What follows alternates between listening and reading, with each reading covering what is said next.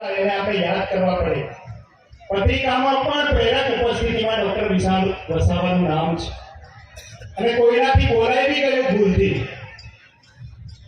તો હું આપ સૌને જગ્યા પર ઊભા થઈ જવા વિનંતી કરીશ. 2 મિનિટ એટલા માટે આપણે મૌન પાડીશું. હું આપકી જય બોલીશ ત્યારે મૌન ચાલુ થશે અને આપકી જય પાછું બોલીશ ત્યારે મૌન પૂર્ણ થશે.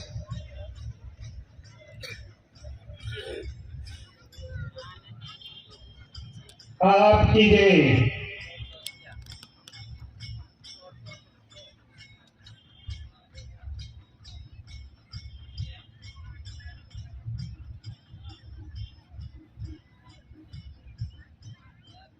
आपकी जय.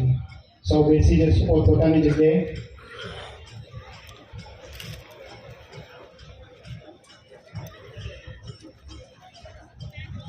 बधाना नाम नहीं लई सकूं केम के समय नहीं. अहींया स्टेज पर विराजमान महानुभावों भाईओ बहनों तथा आप सौने जय आदिवासी, जय जोहार, आपकी जय. હું શરૂઆતથી ત્યાં બેઠો છું. હું પાછળથી નથી આવ્યો. જ્યારથી પ્રોગ્રામ ચાલુ થયો ત્યારથી હું ત્યાં બેઠો છું. મારું નામ પણ 2 વાર બોલાયું એટલે માફી ચાહું છું. સ્ટેજ પર નથી આવી શક્યો પણ સ્ટેજ પર એટલા બધા હતા, નીચે ઓછા હતા એટલે મેં વિચાર્યું કે જરા નીચે બેસી જોઈએ કેમ કે સાંભળવા વાળા બી તો જોઈશે એટલે બધાને સાંભળ્યા છે. દરેકની સ્પીચ સાંભળી છે. બધાએ શિક્ષણની વાત કરી છે. હા, શિક્ષણ જરૂરી છે કેમ કે હું ડોક્ટર બન્યો છું એ શિક્ષણના આધારે છે.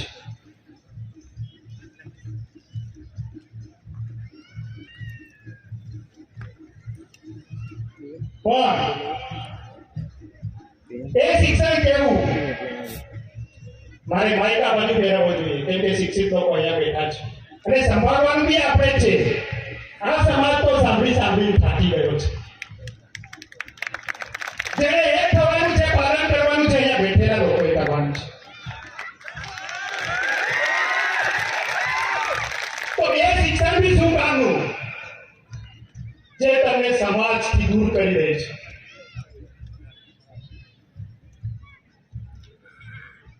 મોટી મોટી વાતો થાય, શિક્ષિત બનો,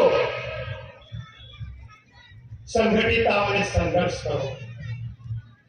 શિક્ષિત તો બની ગયા પણ સંઘર્ષ કોણ કરશે? ના મેં નહીં કરું, આ કરશે.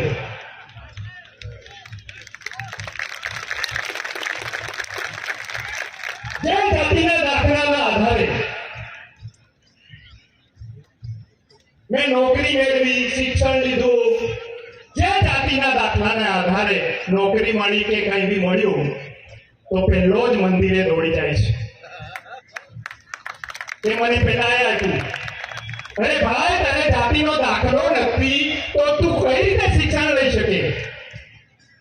અહીંયા બેઠેલી એકટી વ્યક્તિ મને બતાવે કે તમારી નોકરીમાં કે પછી તમે નેતા બન્યા એમાં કે પછી તમે શિક્ષણ લીધું એમાં તમે જાતિનો દાખલો નથી મૂક્યો.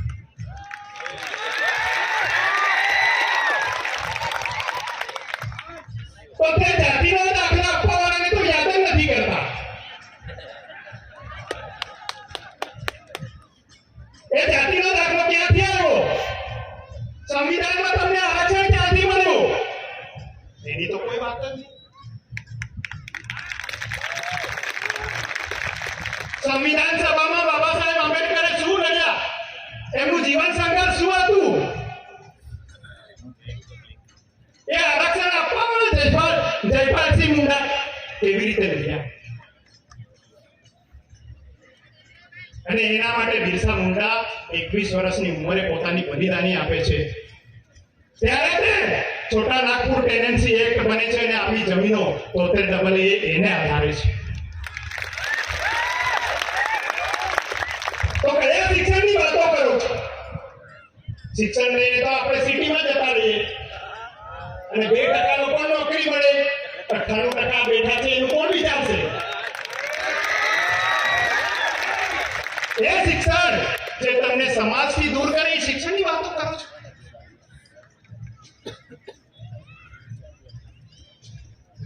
જે સમાજ જે સ્વાભિમાન સભાની આજે આયોજન કર્યું છે એ સ્વાભિમાનથી જીવતો તો એને ભિખારી બનાવી દીધો. એ સ્વાભિમાનની વાત કરો છો. સ્વાભિમાન જ્યાં સુધી હું સમજ્યો છું કે મારી પાસે મારે પૈસાની સખત જરૂર છે, કોઈ બીમાર છે અને તેમ છતાં હું કોઈની પાસે ભીખ નથી માંગતો, એને સ્વાભિમાન કહે છે.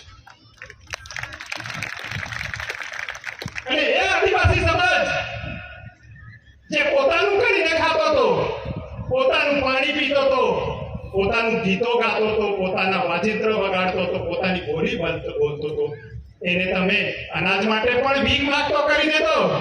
નળો ગોઠવીને પાણીમાં બી ભીખ માંગતો કરી દીધો. અને કયા સ્વાભિમાનની આપણે વાત કરીશું?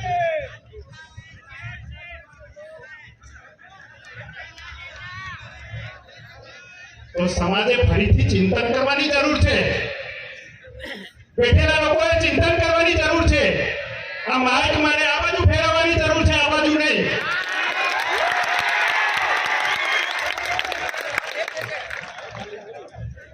કોણીની વાત કરો છો. સ્ટેચ્યુ બન્યું ત્યાં આદિવાસીઓની જમીન ગઈ, ડેમોમાં આદિવાસીઓની જમીન ગઈ, આદિવાસી રખડતો થઈ ગયો અને આપણે એને પાછું ભાષણ કરીએ કે તમે આમ કરજો. એ જમીનો બચાવવા માટે સંવિધાનમાં 244 પાંચમી અનુસૂચિ આપેલી છે. એને બચાવવા માટે રાષ્ટ્રપતિની નીચે રાજ્યપાલ અને ટ્રાઇબલ એડવાઇઝરી કાઉન્સિલની સહમતિ લેવી પડે, પરમિશન લેવી પડે. તો એનો અર્થ એ થયો કે ટ્રાઇબલ એડવાઇઝરી કાઉન્સિલમાં તો આપણે નથી બેસતા, હું તો નથી બેસતો. કોણ બેસે? કોણ બેસે? હા. તો એનો અર્થ એ થયો કે આપણી જેટલી બી યોજનાઓ આવી, આપણને બરબાદ કરવા માટે જેટલા બી પ્રોજેક્ટ આવ્યા, એમાં સહમતિ એ લોકોની હતી. એટલે એ લોકો ભાષણ કરે કે તમારે આમ કરવું જોઈએ.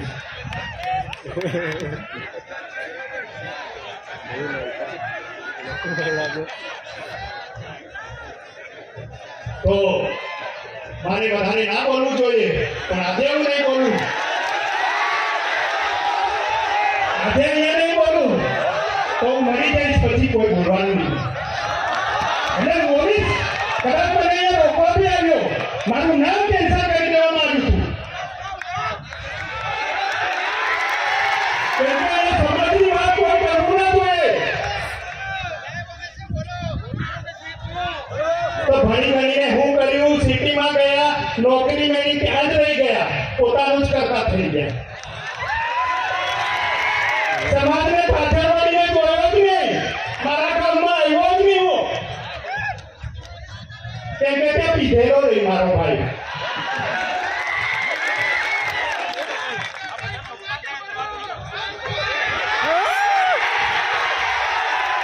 મને ના પાડે છે બોલવાની, અપમાન થાય છે એવું કહે છે.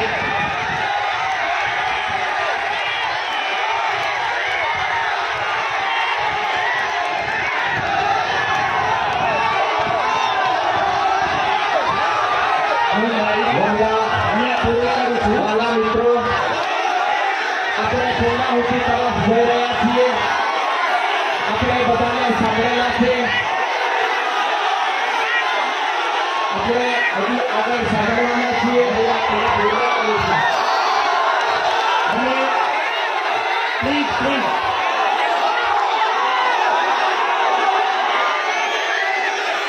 આપણે બેસીને વગર બોલું.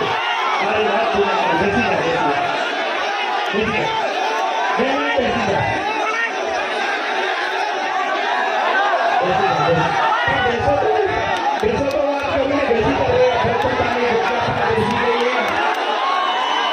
આપણે પોતાની જગ્યા પર બેસી જઈએ.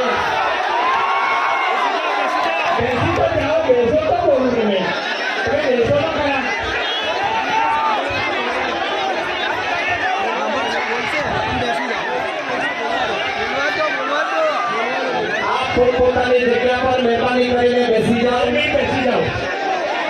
વસાવા સમાજ સ્વાભિમાન સંમેલન 2023માં સમાજને લગતી ખૂબ સુંદર વાતો થાય છે. બેસી જાઓ. પ્લીઝ બેસી જાઓ.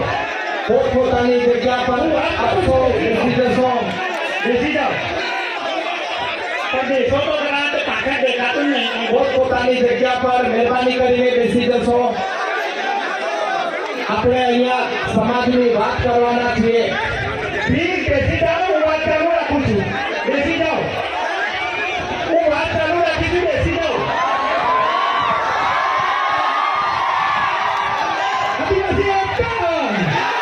આદિવાસી એકતા! આદિવાસી એકતા!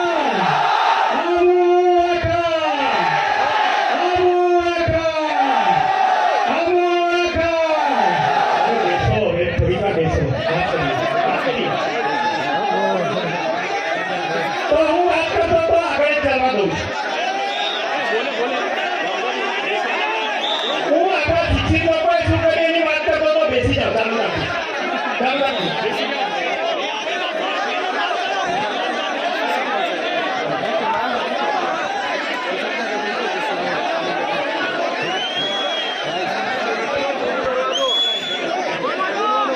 તો તમે બેસો તો ખરા, પાછળ દેખાતું નથી.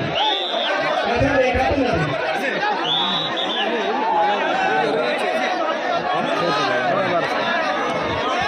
સાહેબ ચાલુ રાખો. હું બેસો બેસો.